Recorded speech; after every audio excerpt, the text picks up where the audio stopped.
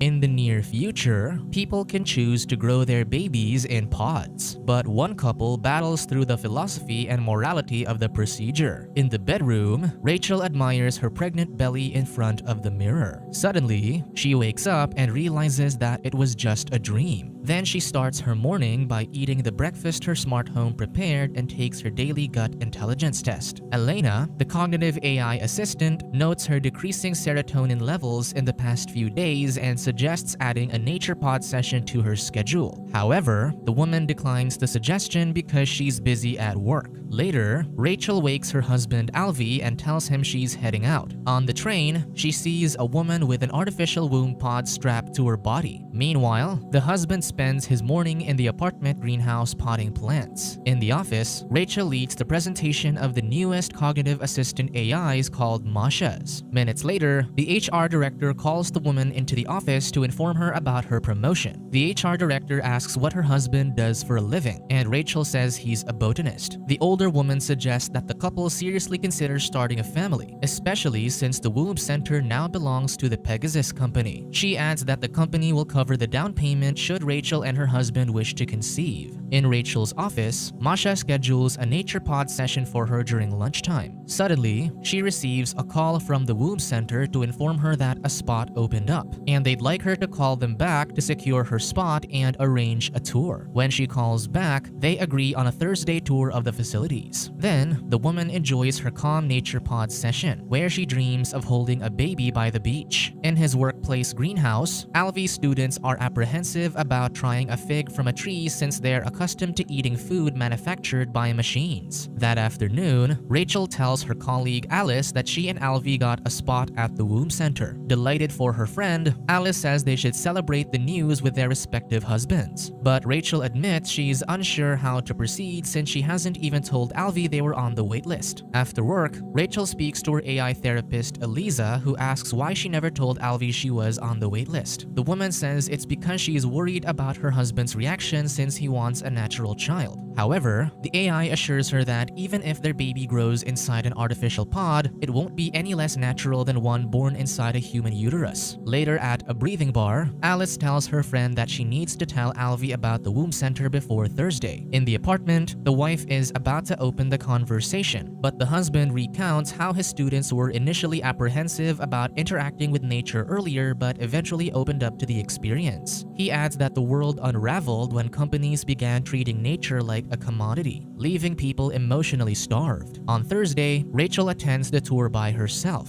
The clients watch a video of the Pegazus founder talking about how he started the company to allow women to have flourishing careers that aren't hindered by laborious pregnancies, while addressing the declining birth rate in first world countries. Then, Womb Center Director Linda Wozchak welcomes the clients before starting the tour. In the incubation room, Linda shows the clients a pod with a baby growing inside and shows them how they can use their phones or tablets to expose the child to different audio media. She also says they can choose the types of flavors their baby feeds on, suggesting various options so the child isn't a picky eater. A client asks how long the pod's autonomy is when disconnected from the base, and Linda says it can be separated for up to 48 hours, which allows the parents to take the pod when traveling. Rachel asks if the baby can hear the outside world in utero, and Linda says yes and encourages them to speak to their child even when it's inside the pod. Later, Linda asks Rachel for a deposit to confirm her interest in the procedure. That evening, Alvy tells his wife that he got a notification about an $8,700 deposit and asks if they should notify the bank. However, Rachel comes clean and says she was the one who transferred the money to the womb center after taking a tour. Confused, the husband says he doesn't know what she's talking about, so the wife admits she placed them on a waitlist last year because she never expected them to call back. Upset, Alvy expresses his disappointment that she went on the tour and agreed to grow their child inside a pod without informing him. Remorsefully, the woman apologizes and says she only did it because she wants to have a baby with him, so he hugs her and says it's okay. To appease his worries, she suggests they talk to Alice and her husband Ben to learn more about the experience. The next evening, Ben shows the couple his pod carrier, while Alice talks about how having the option of growing a baby in a pod allows a couple to have equal childcare responsibility. When Ben asks when they'll take the tour, Rachel lies and says they don't know. Then he asks Alvy if he wants to hold the pod, but the man politely declines, still wary of the procedure. In the apartment, Alvy expresses his concern about the pod's plasticky material, but Rachel says all that matters is that the baby thinks it's a real womb. He says that if he could get pregnant, he'd carry the baby by himself, and his wife reminds him that Ben literally carried the baby in a carrier. However, the husband reiterates that he wishes he had more time to ponder the decision, but Rachel says they could lose their spot at the womb center if they asked for more time. Then she tells him to speak to Eliza because that's what she does whenever she feels stuck.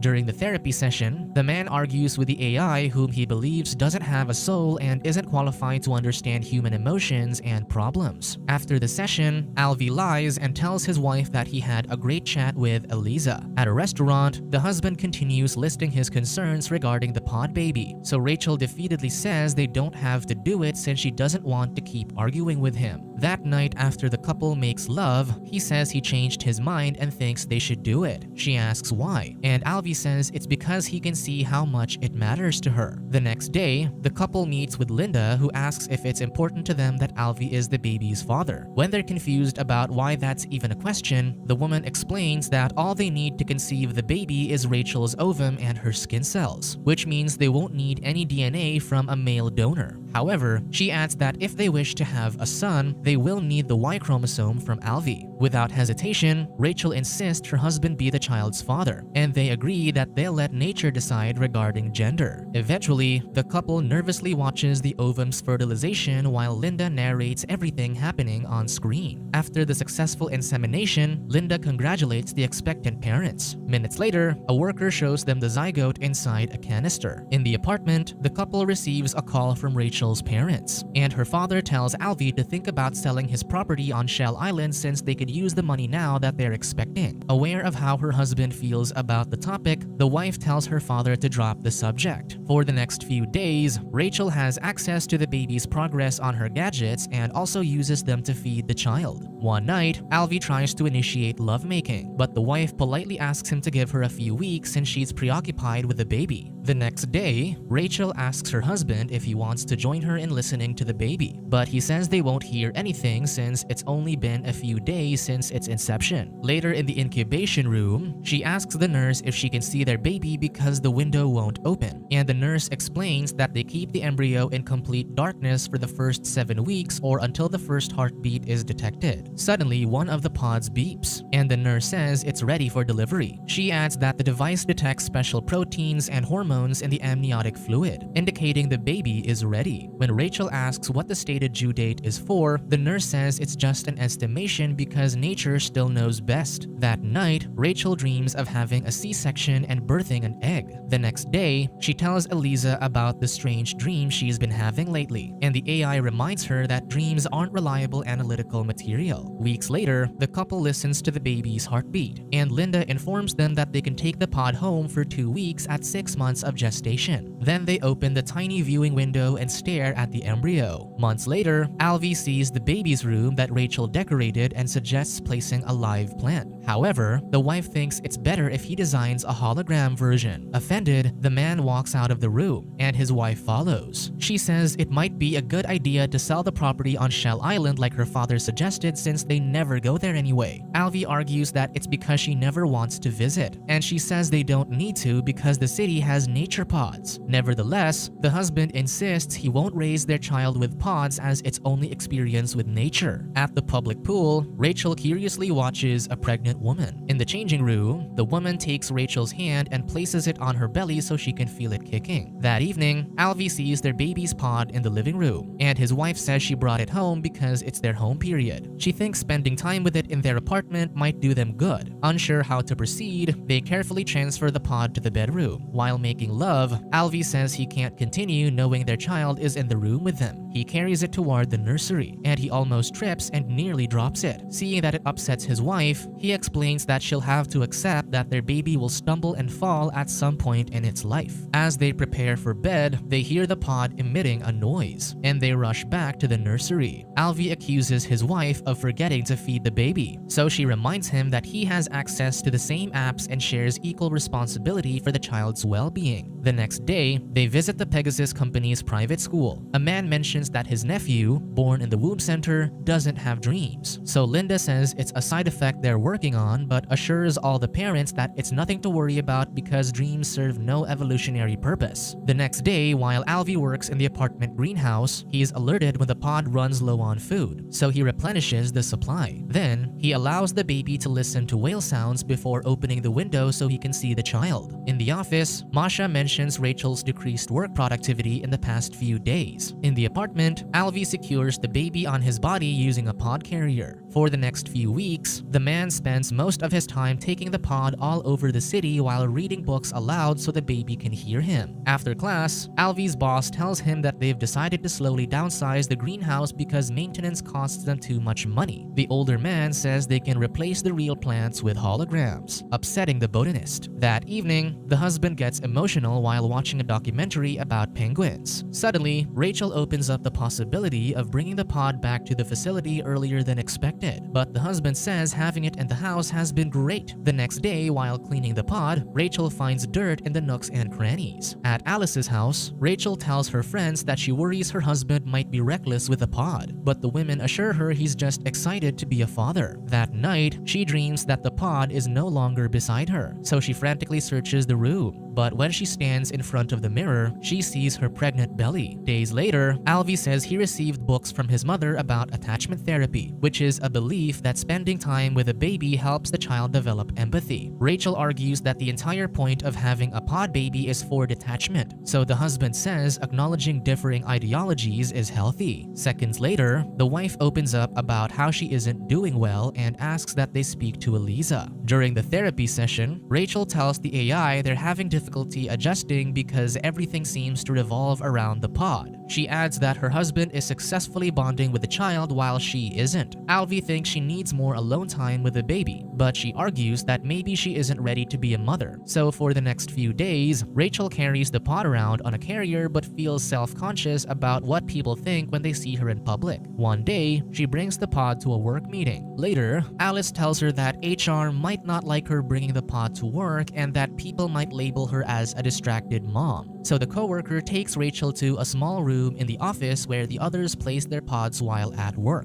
Hours later, the woman realizes she's late for a workshop at the womb center. After the workshop, the couple places their pod back in the incubation room, and Rachel says she wishes they could spend more time with it. For the next few days, the couple feels increasingly lonely due to the pod's absence. One night, Rachel dreams of holding a baby while walking on a beach. The following day, she heads to the apartment greenhouse. She takes a plant and places it in the nursery, to Alvy's delight. In the office, the HR director speaks to the woman about her decreased productivity at work, and Rachel denies that she has depression. Soon, the couple meets with Linda, who asks them their preferred date for the induced birth. They wonder why, so the woman explains that the pods are in high demand, so they need to induce at 39 weeks. When Rachel asks if they can keep the pod at home until it's ready for birth, Linda says the rule forbidding it is in the fine print of the signed contract. As they exit the building, Alvy tells his wife to wait for him outside. He returns to the nursery and steals their pod. After waking from a dream where she takes a baby home from a supermarket, Rachel enthusiastically tells Alvy they should go to Shell Island and have the baby there. When the husband asks why, she says she doesn't want their child's first moments to be in the womb center. So the man speaks to Linda and explains that his wife is in a bonding phase with a baby. The woman reminds him that the pod should have stayed in the facility. Alvy argues that the baby is under their jurisdiction, but Linda reminds him that the pod is the womb center's property. Then he admits that he and his wife are considering a home birth, and Linda says they'll need a self-generated birth code to open the vessel, and she advises against their plan. However, the couple pushes through with their decision to head to Shell Island. For the last days of gestation, they spend time with a pod in the peaceful cabin near the beach. One night, Rachel notices that the pod's base isn't turning on. Alvy realizes that the womb center remotely disconnected their access to the facility. So to calm his worried wife, the husband reminds her that they have 48 hours of autonomy and must trust that the baby is ready for birth before then. The next day, the pod alerts them that the baby is ready. Rachel tries to enter the baby's conception date as the birth code, but it doesn't work. Panicked, Aluy says he'll break the device open with tools. He removes the screw top, but the opening is still too small for the infant, so he pries the two halves open. Then Rachel wraps their child up in a towel, and the couple stares lovingly at their offspring. The next day, the woman packs the empty pod in a box. Then she bikes to town and drops it off at the post office. After the errand, she heads back to the cabin, and she happily lays down next to her child and husband. Subscribe to watch more videos like this, turn on notifications and leave a like to help the channel out. Thank you for watching.